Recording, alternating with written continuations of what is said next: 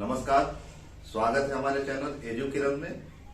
और हम लोग इसके पहले के वीडियो में राष्ट्रपति के बारे में पढ़ चुके थे, जो कि अनुच्छेद 52 से लेकर 62 तक का वर्णन था। और इसी के क्रम में हम लोग अब तक के जितने भारत में राष्ट्रपति हुए हैं उनके बारे में अध्ययन करेंगे। तो अब तक हम लोग जानते हैं कि 15 राष्ट्रपति बने हैं। उन्हीं के बारे में हम लोग क्रमवार और उनकी विशेषता के बारे में पढ़ेंगे। तो हमारा सबसे पहला नाम आता है डॉक्टर राजेंद्र प्रसाद। तो डॉक्टर राजेंद्र प्रसाद के बारे में हम लोग क्या जानते हैं कि ये भारत के पहले राष्ट्रपति थे, ठीक है। और साथ ही साथ इन्होंने 2 कार्यकाल को पूरा किया, अर्थात 26 जनवरी 1950 से लेकर 13 मई 1962 तक ये राष्ट्रपति के पद को सुशोभित किए।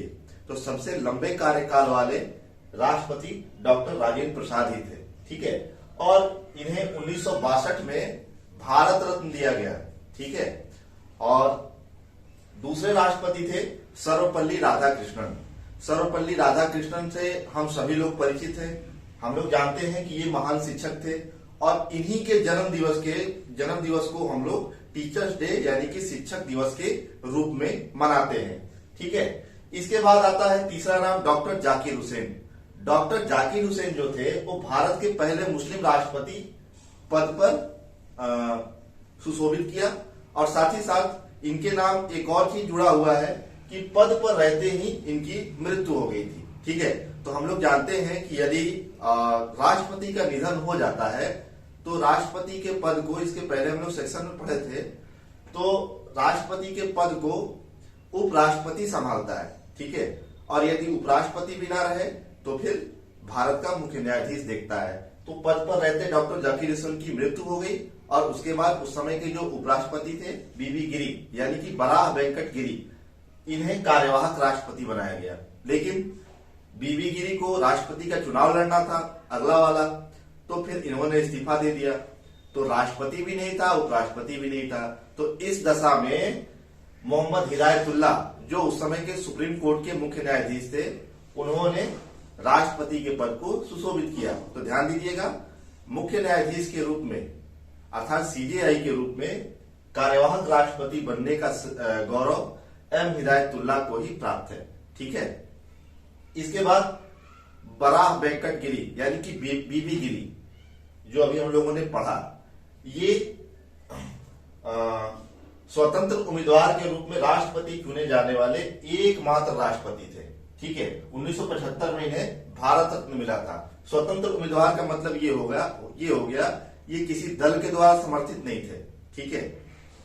और ये स्वतंत्र उम्मीदवार के रूप में जीत दर्ज किए। इसके बाद है फखरुद्दीन अली अहमद।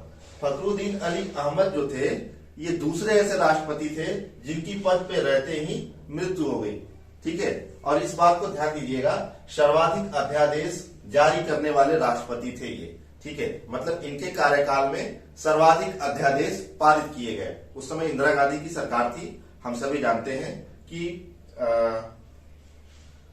उस समय देश की परिस्थितियां भी कुछ विषम हो गई थी और उसी क्रम में अध्यादेश सर्वाधिक मात्रा में जारी किए गए, ठीक है। इसके बाद आता है नीलम संजीवा रेड्डी। नीलम संजीवा रेड्डी राष्ट्रपति बनने से पूर्व ये लोकसभा अध्यक्ष और आंध्र प्रदेश के मुख्यमंत्री रह चुके थे और साथ ही साथ सबसे युवा राष्ट्रपति है। ये सबसे युवा राष्ट्रपति बने, ठीक है। अभी इसके बारे में हम बताएंगे। इस समय वर्तमान में तो सबसे युवा राष्ट्रपति द्रौपदी मुर्मू बन चुकी है, लेकिन सबसे पहले पूर्व में सबसे युवा राष्ट्रपति नीलम संजीवा रेड्डी ही थे, ठीक है। इसके बाद सातवें जो राष्ट्रपति थे उनका नाम था ज्ञानी जैल सिंह। ज्ञानी जैल सिंह पंजाब के पूर्व सीएम अर्थात मुख्यमंत्री रह चुके थे राष्ट्रपति बनने से पूर्व। और साथ ही साथ एक इनके समय में पोस्ट ऑफिस विधेयक आया था, ठीक है। पोस्ट ऑफिस विधेयक आया था, तो पोस्ट ऑफिस विधेयक पर इन्होंने पॉकेट वीटो का प्रयोग किया। राष्ट्रपति के पास एक ये शक्ति है पॉकेट वीटो।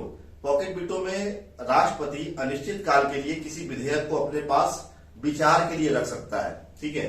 तो पॉकेट वीटो का सबसे पहले इन्होंने पोस्ट ऑफिस बिल पर प्रयोग किया, ठीक है। इसके बाद आर वेंकट रमन। आर वेंकटरमण राष्ट्रपति बनने से पूर्व उपराष्ट्रपति रह चुके थे और साथ ही साथ स्वतंत्रता संग्राम में इनके योगदानों के लिए विशेष ताम्र पत्र मिला था। ठीक है, इस बात को ध्यान देंगे। इसके बाद नवे राष्ट्रपति थे डॉक्टर शंकर दयाल शर्मा। शंकर दयाल शर्मा राष्ट्रपति बनने से पूर्व कैबिनेट मंत्री तथा मध्य प्रदेश के सीएम थे। ठीक है, भारत के 10वें राष्ट्रपति थे KR नारायणन। ठीक है, ध्यान देंगे, ये पहले मलयाली राष्ट्रपति थे, अर्थात केरल से बिलोंग करते थे और साथ ही साथ ये भारत के पहले दलित राष्ट्रपति माने जाते हैं, KR नारायणन, जो कि भारत के 10वें राष्ट्रपति थे। 11वें पे आता है APJ अब्दुल कलाम।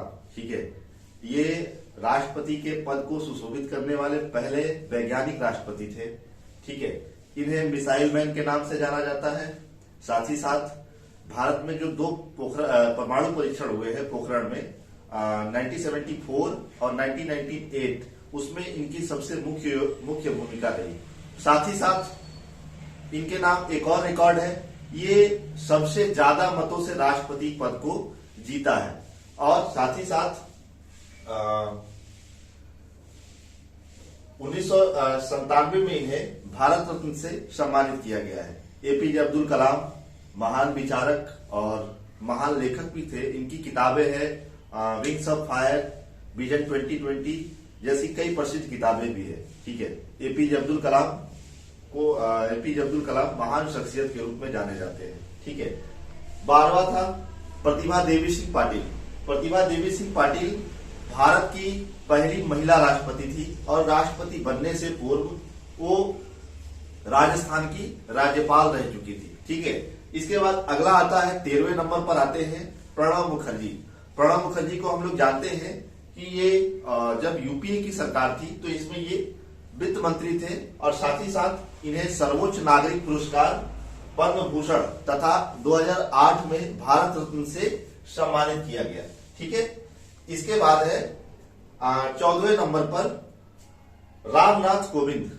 ये उत्तर प्रदेश के कानपुर में परौ गांव में जन्मे और राष्ट्रपति बनने से पूर्व ये बिहार के राज्यपाल थे। ठीक है, इनकी मुख्य विशेषता ये रही कि विश्वविद्यालयों में भ्रष्टाचार की जांच के लिए इन्होंने एक न्यायिक आयोग का गठन कराया। ठीक है, और वर्तमान में जो अभी लेटेस्ट चुनी गई है 15वें नंबर की राष्ट्रपति द्रौपदी मुर्मू, इनके बारे में बताएं। ये उड़ीसा की पूर्व विधायक थी और विधायक के रूप में कार्य करने के लिए इन्हें उड़ीसा का सर्वश्रेष्ठ विधायक पुरस्कार नीलकंठ सम्मान से सम्मानित किया जा चुका है। ठीक है, झारखंड की पूर्व राज्यपाल थी जो कि 6.5 साल तक राज्यपाल के पद को सुशोभित किया और साथ ही साथ भारत की पहली आदिवासी महिला राष्ट्रपति और सबसे युवा राष्ट्रपति के नाम भी इनके साथ जुड़ गया है। तो ये था आज भारत में अब तक के जितने राष्ट्रपति बने हैं। ठीक है, अगले वीडियो में हम राष्ट्रपति की जो शक्तियां हैं उसके बारे में पढ़ेंगे। तब तक के लिए धन्यवाद। आपका दिन शुभ हो।